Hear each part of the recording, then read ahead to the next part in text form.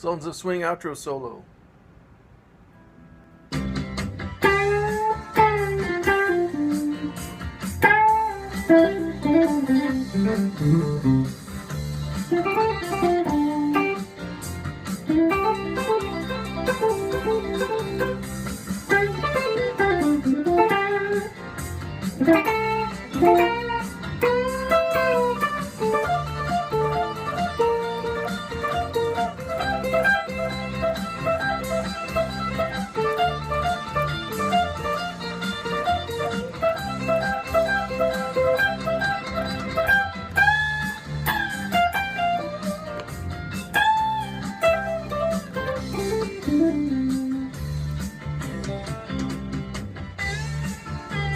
Okay, just gonna show you a few licks, lick by lick. First one, bending from the 12th fret, then releasing on the G string, and then bend again, and then reach back to the 9th fret of the G string and hammer on at the 12th fret. You can hammer on at with your 3rd finger or your 4th finger, it doesn't matter. And then slide down 2 frets to the 7th and hammer on at the 9th. And then the 5th, hammer on at the 7th. And then moving to the D string, 5th and 7th. A string, 5th and 7th. So we get this nice sequence of hammer-on pull-offs.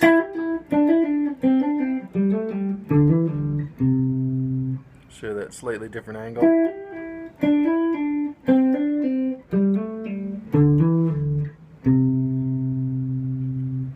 And then he comes up here,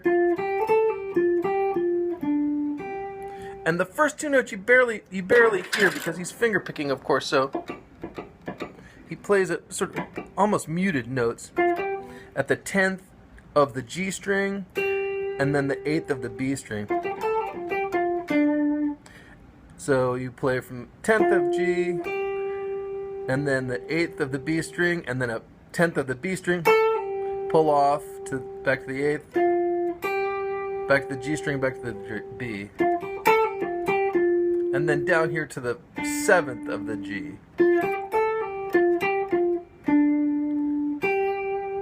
Finally back to the B at the 8th fret.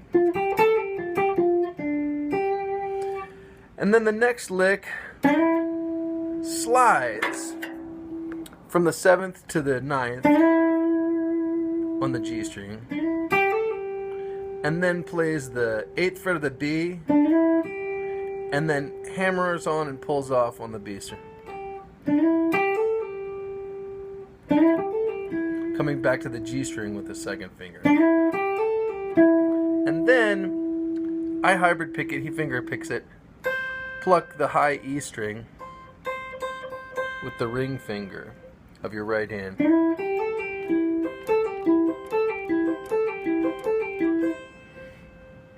So you play the high, it's around a C chord here at the 8th and 9th frets, but just the top 3 strings with the added A there. Real slowly. So 8th fret of the high E, 10th fret of the B, 8th fret of the B, 9th fret of the G.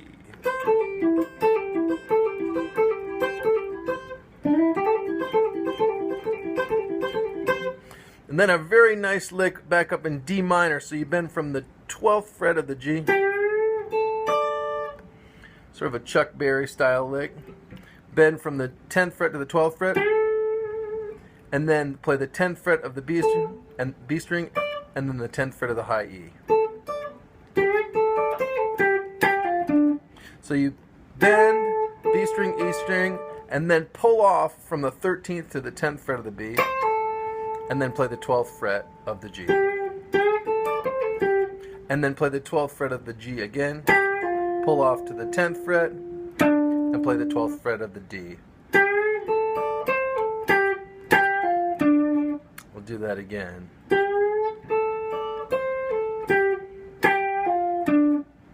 And then play the 10th fret of the D string, and then hammer on to the 12th fret of the D string. Then playing the G and B after that. And finally landing on the 12th fret of the G string. So altogether that lick is...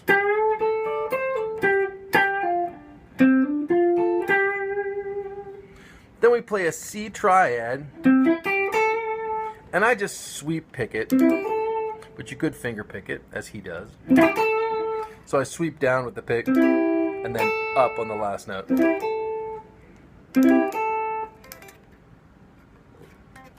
Well, it lost signal. Okay, C chord, 10th, 9th, 8th frets of the D, G, and B strings, and then adding the A on the 10th fret of the B string. You can think of that as a C6th arpeggio. It's also the same notes as an A minor 7th arpeggio. And then a D minor triad at the 12th, 10th, and 10th of the D, G, and B, adding the B flat at the 11th fret. Sort of a B flat major 7th arpeggio. And then nice bending from B to C on the B string, from the 12th to the 11th, where the 11th fret would be, and then fretting the high E string with the 4th finger.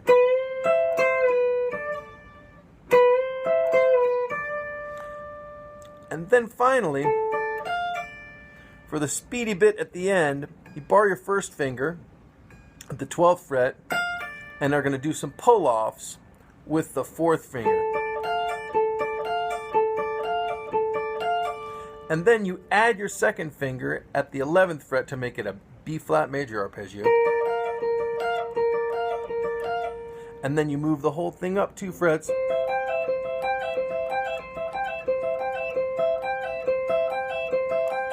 So it's D minor.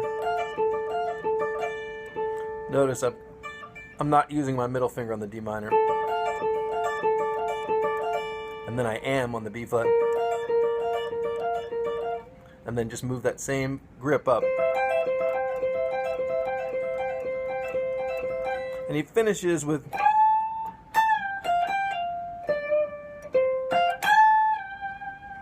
so a bend from the 15th up to where the 17th fret would be, a whole step bend, and then a pre-bend down to the 13th,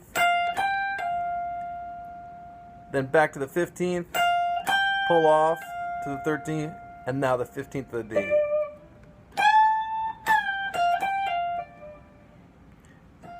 And you hear very lightly the 13th fret of the E and then B strings.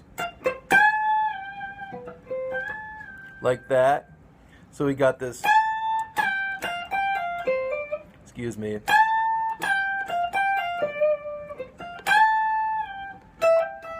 Then reach back again to the 12th fret of the high E string. Then drop down to the 10th and 12th frets of the E. It's the same lick he played at the beginning of the solo, but an octave higher. Very clever. 12th to the 15th on the E, 10th to the 12th on the E, 8th to the 10th on the E, 8th to the 10th on the B, 7th to the 9th on the G. Sorry. 7th to 9th, and then 5th.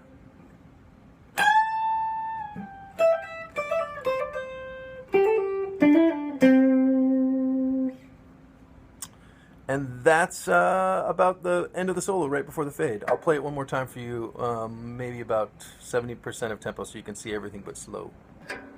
One more thing I'd like to say before I play that solo for you again, kind of slowly, is that for the right hand, since I'm picking rather than finger picking, I use a little bit of hybrid picking, and I play the first note on these fast arpeggios.